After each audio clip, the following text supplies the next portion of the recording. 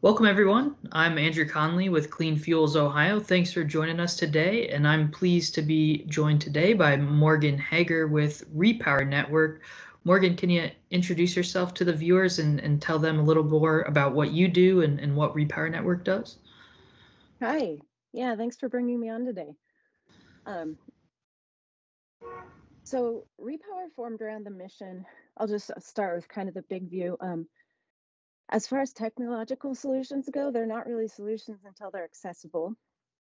So I have background in solar installations and some electrical engineering work. And over again, we would come up against the problem with the upfront cost. And again, battery storage being the largest percentage of the cost of a solar installation. So it felt good to be doing solar installations, but it felt like it was for a very narrow segment of the population. And again, same with electric vehicles. We've worked doing conversions and hit the same wall as far as, the batteries were really expensive. So we're a worker-owned cooperative. There's 3 owners right now. And we have varying backgrounds, but largely we're mostly techie-based people. So of course there's policy solutions to the upfront costs. There's like alternative financing solutions. All of those are like so relevant, and we're working with partners to address. We are looking at the technology, however, because that's what we get excited about, and that's our background. So learning that this whole wave, the goal of electrification of the transport industry, the wave of lithium-ion batteries that are coming on the market new, and have a lifespan, started to get us thinking that on one hand, batteries are the most expensive component of stationary storage, and on the other hand, there's megawatt hours worth of energy storage that's not actually getting taken advantage of. The sad story is that a lot of it's not even getting recycled. I should contextualize that. We started looking at consumer electronics, so we've kind of expanded beyond that, but we started specifically looking at what we could harvest 18650 cells out of. And those really distributed sources like consumer electronics, where the reverse logistics are really hard, is one of the places where a lot of these batteries slip through our fingers. So, large producers and EV manufacturers, it's way easier to harness those batteries and design for an end of life with that. So we started looking at that. The goal being that we can test once we get a source of batteries coming out of whatever original application, like with an electric vehicle, you see a lot of capacity fade when the state of health has reached around 70%, enough that that's when somebody's going to want to take their car in and get their battery replaced. For stationary storage, however, right, so you don't have such a high peak current, you don't have to accelerate anything, you don't notice, not getting to make it to the places you used to with your range. It's an easier life. So we're seeing this, just this basically second life opportunity and a way to make technology more affordable. So most people are familiar with lead acid, and that's what's used currently in, lithium-ion adoption is going up huge, but traditionally and initially, lead acid batteries are used in solar backup. They're still really great in certain applications, like lithium-ion batteries are more temperature sensitive. So if you're getting you have to store your batteries where it gets beyond the comfort of human range of temperature. I mean, real big picture to kind of summarize everything you just touched on. There's a growing range of lithium-ion battery-powered technologies, whether they be consumer electronics to now the growing mass market of electric vehicles, and there's real opportunities to utilize those batteries in a second life for storage to support solar and other energy storage needed for the oncoming growth in the renewable power markets. Exactly. Solar, wind, and other storage.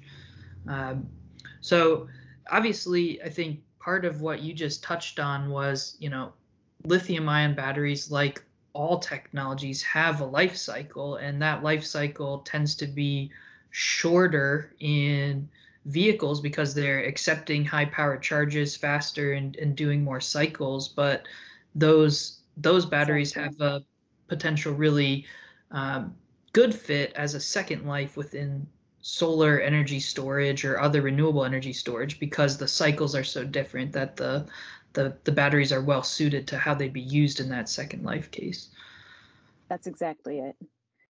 So Uh, that's kind of the business opportunity. We're also, I mean, we're seeing um, that there's a lot of space for getting creative there.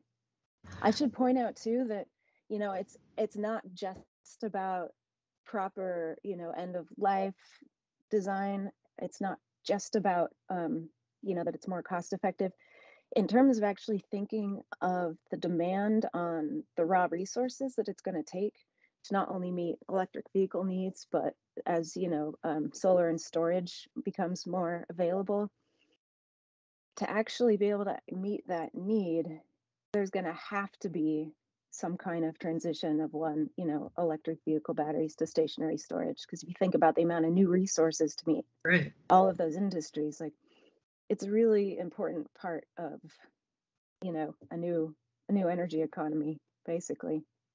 Yeah, certainly lithium is not an infinite resource. It's a finite resource, so we can't just be throwing out really good sets of lithium that we have just because they might not be perfect for cars anymore. They could be perfect for something else. So having more of that circular economy seems both essential practically as well as philosophically in terms of having that reduce reuse mentality when it comes to the raw resources, when it comes to renewables as well. So certainly, RePower Network then is really focused on both finding the use case solutions and some of the kind of technological solutions that need to be brought to bear to fit these second life batteries into those kind of storage solutions. Is that correct? Yeah. I should talk about, so we're worker-owned cooperative. We formed officially in the beginning of April. What we do right now, so we've got a couple different components to our business. One is what we actually do now more as contract and solar installation work. So we specialize in off-grid solar design and construction. That's something we're doing currently, and we're doing it with largely new batteries, because it's pre R&D, right? So to get the solution and the supply chain issues worked through, to source and test and then implement um, second life batteries in the way that I was talking about earlier. There's definitely a deferred path to that becoming an income that can support our business. So right now we're still in the off-grid industry. So we'll be poised to actually install these banks, not just develop a product that we could sell to others. So we do off-grid installations. We also build and diagnose and repair e-bikes, which again is another. It's a little bit less talked about because it's not such a big. We wouldn't anticipate it being such a big industry as like grid storage or residential energy storage, but it's another application that these second life batteries can go into. Yeah. So we're kind of working on the market where these could be going initially as a functioning like offerings, service work, and at the same time developing right the right relationships, the testing process, like everything that you just laid out. So it's kind of a two-part thing. It's like contract and electrical design and installation work on one hand, the other being more product development, R&D based. So we're self-supporting right now. We would be looking for grant funding or impact investment to further actually being able to do some of the longer term work that started our whole organization in the first place.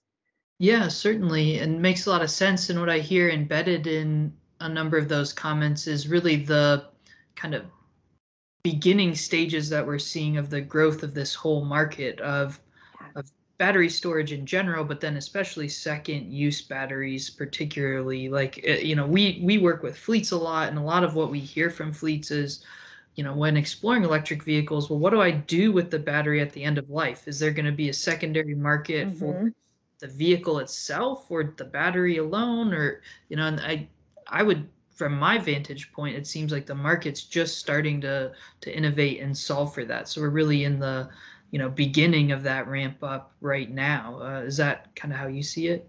Yeah, I fully agree. There's a couple, so there's a couple more companies in Europe that have gotten, building like power. I don't want to call them all power walls because that's a brand name. Right. Building home energy Home storage energy storage, yeah. based on their relationship with auto manufacturers. So there's a couple companies that are a little further along there. It is at the beginning, and I think it's really pretty clear that there is a market there. The barrier is not technological. There's not any new invention that needs to take place. I like what you said earlier. It's really about forming a closed loop economy. And we're a really small business, and we're only 3 going on 4 people. So for us, the solution really looks like collaboration, right? So we're knowledgeable in a certain area. We can offer that. We're not going to be, the ones with the like multi-acre large warehouse. I mean, not as one, not as one branch of what we're doing. But we can help make the connections, right, to actually close some of these circles. And those are so vital because I think that's really the missing piece right now. Like, we're really only starting to see some of the first used electric vehicles come onto the market. So there's, the used battery market would almost be a third use in some cases, where you'd have the first use of the vehicle, the used vehicle market, and then the used battery market. And that really hasn't just created its full kind of cycle yet in the market. So we're really just starting to see the first batteries enter more in mass, start trickling in now. And it's really interesting to think about all the new business relationships and ecosystems that have to be established for that to function. Yeah, exactly.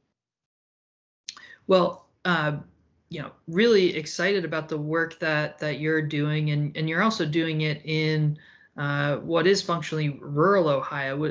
Does that make a difference, or anything you'd like to flag in terms of that? Not necessarily doing this in an urban market. I was definitely going to talk about that, especially after reading the article this morning, the interview with Sarah talking about buying her used Nissan Leaf, and a lot of barriers to adoption of that technology in rural areas. It's well, people, right, there's like range issues. People are hesitant. There's not the infrastructure that needs to be developed in tandem. And people talk about chargers a lot. One thing I hear a little bit less conversation about is repair and service work. So, there's the EV Cruisers Club. A lot of folks own Leafs.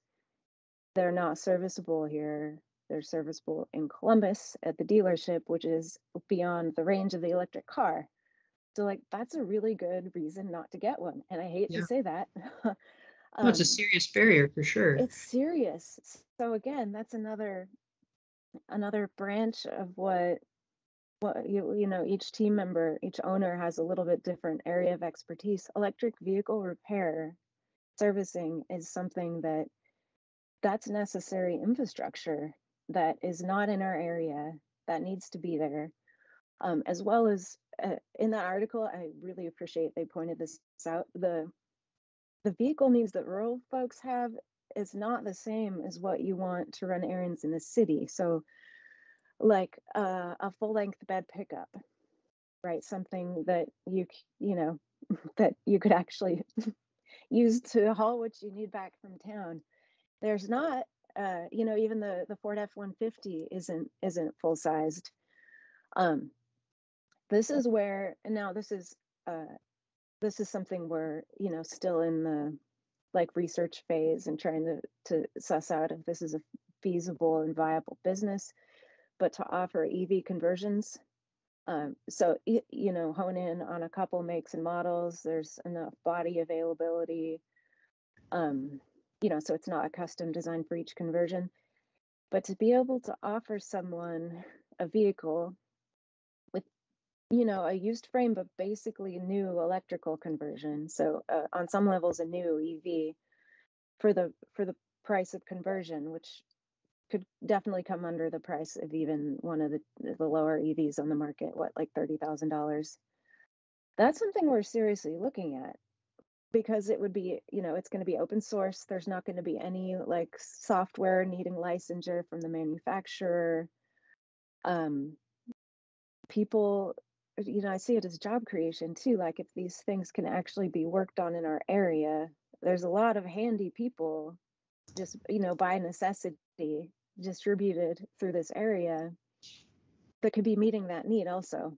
So again, like that's where I see that could be closing the loop also. So it's like it's a different version of accessibility, right? There's new EVs, like you were saying, then there's used, then suddenly there's the batteries that are still available on a different level. And then that's where, again, I think the conversion can come in and addresses a lot of the right to repair stuff that's becoming so much of an issue with, proprietary electronics and programs and such. Right. And just to kind of highlight and clarify that for listeners, I mean, really, right now, most of the repair is done, even if your fleet is not done by the fleet who maintains the vehicles themselves, they're done by the dealership that's licensed through the original equipment manufacturer and trained by the original equipment manufacturer. So, a Nissan Leaf, like you mentioned, is serviced at the Nissan dealership, even if you're a big municipal fleet. That's usually how it's set up right now. So exactly. That right to repair it yourself, or even, the independent owner operator mechanic garage to repair it themselves. Agricultural equipment, it's right, a huge exactly. issue. Yeah, it's a big barrier if you can't maintain it where it is and have to go elsewhere, especially like even in like a major metro in Ohio like Columbus. Not all the Nissan dealers are necessarily have received the mechanic training from the OEM to be able to I was repair. wondering about that.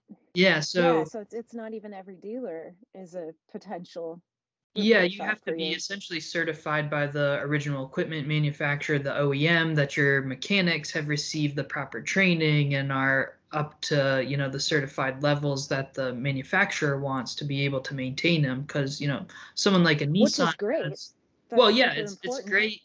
It's great to have high standards and to hold everyone to those standards, but there needs to be a way that mechanics outside of the dealer network can also access those same kind of trainings and be able to maintain them where they are in the real world. And to make those trainings available, like independent mechanics would pay to go through that proper certification process, like, and should know the requirements and standards involved. So it needs to be accessible. Yeah, definitely. And I mean, I think it just really points to a barrier and an opportunity, as you highlighted it, in terms of, it's a barrier right now if you're living in Athens or Hocking County and there's no mechanic certified to repair your battery electric vehicle. But it's a real opportunity because there's vehicles everywhere and the same kind of rates of vehicle registrations, kind of proportional to population throughout Ohio. So there's real opportunities to train mechanics for the next generation of technologies wherever they are, rural exactly. Yeah, certainly. Well, really interesting conversation around both kind of what the second life opportunities of batteries could be from these electric vehicles, to, ultimately make it not a burden on the vehicle owner, but an opportunity for them to resell their battery into the market or participate in that market. And then a real That's an opportunity important thing to highlight. Yeah, and a real opportunity to defray costs from those looking to generate renewable energy, whether on a home solar installation or a large wind agricultural installation or whatever it is. So there could be real circular win-wins all the way around for the owners of the original batteries to the users of the secondary batteries and so on and so forth. And the economics of this part, it could be a little bit beyond me how this would work, but I want to throw it out there. If there's definitely a value associated with an electric vehicle pack, I could see there being ways where that would reduce the upfront cost of the new electrical vehicle to the first time buyer even. Yeah. Well, certainly, I think you were highlighting in the early comments that in solar installations, some of the battery storage can be the highest upfront cost of that whole package. And certainly when you look at an electric vehicle, the battery pack is the largest single cost component of the entire vehicle. Over the coming decade, with continued innovations, those prices on the lithium-ion battery packs are scoped to come further and further down. But even then, to one of your other points, there's still going to be a huge number of these battery packs on the market, and we shouldn't be landfilling them. We should be reusing them in all the key uses that we're going to need them for. Right, because the price is only one of the barriers. Exactly. Well, this has been a really fascinating conversation. Is there anything else you'd like to add in closing? Yeah, just to a couple of the questions, it seemed like it was good to bring up some of the difficulties in the logistics involved with recycling lithium-ion batteries as opposed to lead acid, and why it's been like slower to adopt. So it's pretty clear what's in a lead acid. It's lead and acid. Yeah, I mean, those are what's in every vehicle right now, every starter internal batteries. combustion engine. Yeah. Yep, and people are mostly familiar with it. You can scrap lead.